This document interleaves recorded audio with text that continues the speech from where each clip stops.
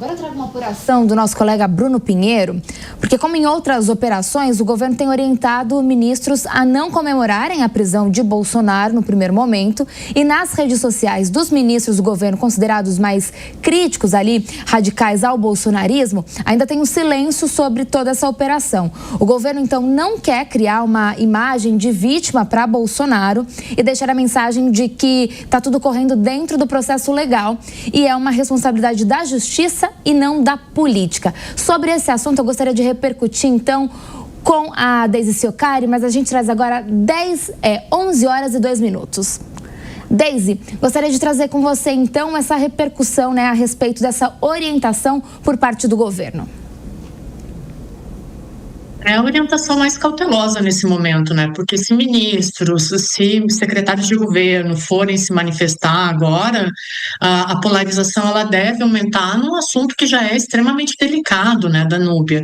Então, pela primeira vez, a gente vê uma orientação aí que faça sentido, né? A gente sabe que durante o julgamento do ex-presidente, inclusive alguns governadores ligados ao ex-presidente se manifestaram justamente por causa da polarização que se acirrou muito, mas nesse momento eu acredito que por toda a situação, a gente tem que lembrar, é um ex-presidente preso e um dos maiores líderes, se não o maior líder que a direita já teve desde a abertura democrática. Então qualquer polarização, ela vai aumentar, inclusive pode chegar à violência política, como a gente já viu em campanhas eleitorais, né? Então agora tem que deixar o judiciário fazer a sua tramitação, dar a legítima defesa para o ex-presidente Jair Bolsonaro, para que as coisas transcorram com o mínimo de interferência da sociedade civil, de ministros e de quaisquer outras pessoas que tenham interesses políticos nisso, né? O objetivo agora é deixar que os interesses judiciários prevaleçam. Muito bem, vamos ouvir também o Fábio Piperno. Piperno, o seguinte, Piperno, é muito já toda a repercussão, evidentemente, que essa ação, a tese da professora também é boa, né, Piperno? Porque é o seguinte, olha, se a gente não prender agora, depois não consegue, vai repetir aquilo que aconteceu no sindicato lá dos metalúrgicos no ABC, com a prisão do Lula, né? Mas já começa a ver essa leitura de que a ação do Moraes hoje, ela dá o fôlego justamente à oposição. É aquilo que você falava, né, Piperno? Ele seria preso, mas essa prisão preventiva hoje, nas circunstâncias que ela aconteceu, ela dá, de fato, aí toda a argumentação de uma perseguição política à direita. Ela aumenta os decibéis das críticas ao STF, sem dúvida nenhuma.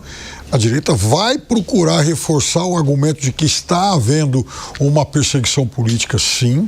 É evidente que esse episódio também vai ser usado como uma forma de vitimização e martirização do ex-presidente Bolsonaro. Isso é do jogo. Agora, é muito importante, sim, o governo se manter extremamente cauteloso em relação a esse episódio. Primeiro porque a prisão não tem relação com nenhum ato de governo. Não é o governo que mandou prender o presidente Bolsonaro. Isso é uma decisão da Suprema Corte do Brasil, que age com total independência e soberania. Segundo, é sempre importante a gente lembrar e reforçar que acabaram os tempos de política morna. A temperatura, ela se elevou no mundo todo. Não, a polarização não é uma peculiaridade brasileira, não é uma jabuticaba. Veja, em todos os países, principalmente naqueles com regimes presidencialistas, isso tem se tornado uma marca cada vez mais acentuada do ambiente político. É assim nos Estados Unidos, Argentina, a gente está vendo aqui em toda a América Latina, na própria França, onde o presidente Macron mal consegue formar um governo, né? Então, os votos, eles estão migrando cada vez mais para os extremos, né? Tanto a extrema-direita quanto a extrema-esquerda, elas têm crescido bastante. E veja, não é correta essa avaliação de que estamos tendo uma avalanche direitista aqui no continente. Não é assim. Aliás, no Canadá, por exemplo, que fez eleição pós-Trump, depois da posse do presidente Trump, houve uma espetacular reversão da esquerda, que perdia lá, segundo as pesquisas, por mais de 20 pontos, e a partir dos discursos bastante agressivos que o presidente Trump fez direcionados ao Canadá, houve uma reversão disso. Lá na Austrália aconteceu a mesma coisa. Em Nova York agora acaba de eleger um prefeito socialista. Nos 2 estados americanos que realizaram eleições, os democratas venceram. Aqui na Argentina houve uma vitória do Milei, no Chile, o que tudo indica, a direita vai acabar ganhando. Então, há claramente também uma polarização em todos esses países sem uma coloração política clara e definida. Bom, eu chamo aqui para conversar também a Cássio Miranda. Cássio, a gente tem na nossa página aqui da Jovem Pan News que o Bolsonaro é preso sem definir candidaturas-chave do PL em estados. Isso porque, de acordo com a apuração do Bruno Pinheiro, ele planejava nos próximos dias receber ao menos 16 aliados para acertar as indicações aos legislativos e executivos estaduais. Um impacto, então, essa prisão preventiva, né? Sem dúvida alguma, Danúbia.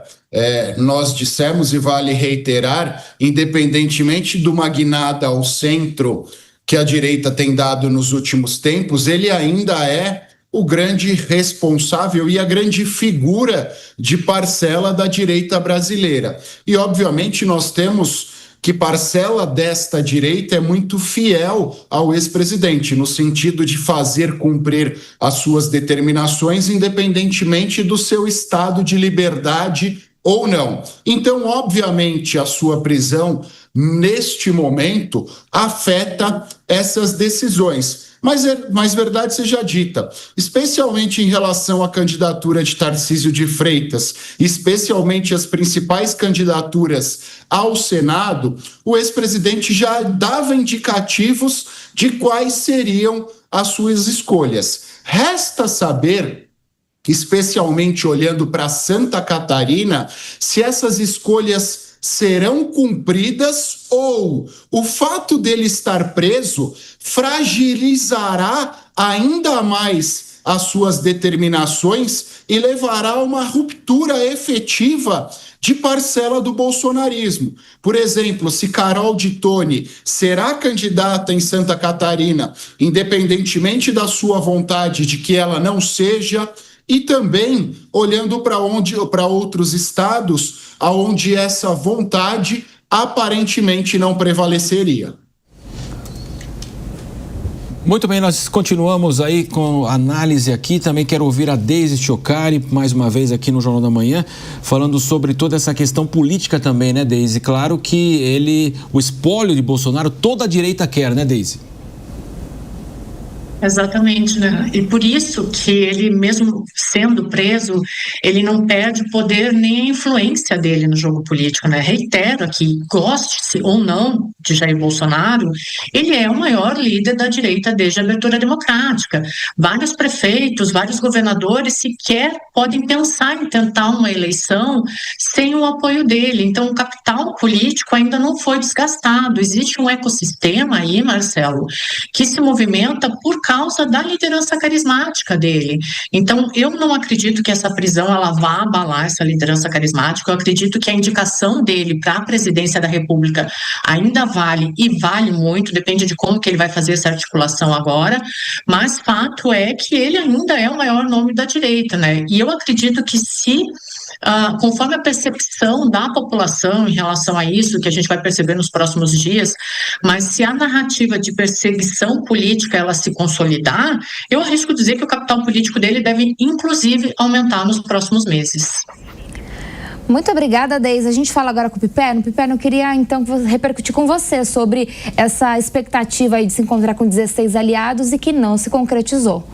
Olha, claro, recentemente o presidente do PL, Valdemar da Costa Neves, esteve aqui conosco, né, participando do Direto ao Ponto, e ele deixou muito claro que a definição das candidaturas ao Senado, todas elas, passariam pelo crivo do presidente Bolsonaro. E aí o Acai citou o caso de Santa Catarina, que foi, inclusive, tema aqui de uma das perguntas que a gente fez para ele. Em Santa Catarina, o que acontece é que houve a imigração, né? do vereador Carlos Bolsonaro, com a intenção de se candidatar ao Senado por lá e com a bênção, inclusive, do governador Jorginho Melo. Mas o problema é que isso, então, desagradou lá o grupo da deputada federal Carol de Toni, também um nome declaradamente pré-candidato a essa vaga. E o presidente Bolsonaro, segundo nos disse aqui o Valdemar, até por uma questão de amizade, fidelidade e reconhecimento aí aos serviços políticos prestados, ele também gostaria que o segundo nome fosse o do atual senador Esperidião Amin. Resultado: sobraria alguém nessa equação. E aí, então, há esse movimento da deputada Carol de Toni, que conversa, inclusive, com o Partido Novo, porque ela bate o pé e vai insistir na candidatura, por sinal, muito bem avaliada nas pesquisas de opinião. Agora, é claro que nos últimos tempos, também, muitas pesquisas têm surgido apontando um fortalecimento de alguns nomes que, embora tenham, em certo momento, gravitado em torno da figura do presidente Bolsonaro, são alguns políticos que vão adquirindo luz própria. É evidente que qualquer moderado de direita hoje que se lance candidato, se ele tiver o apoio do Bolsonaro, a chance dele vai ser maior. Agora, a questão é saber até que ponto a falta do aval do Bolsonaro pode realmente inviabilizar uma candidatura de direita.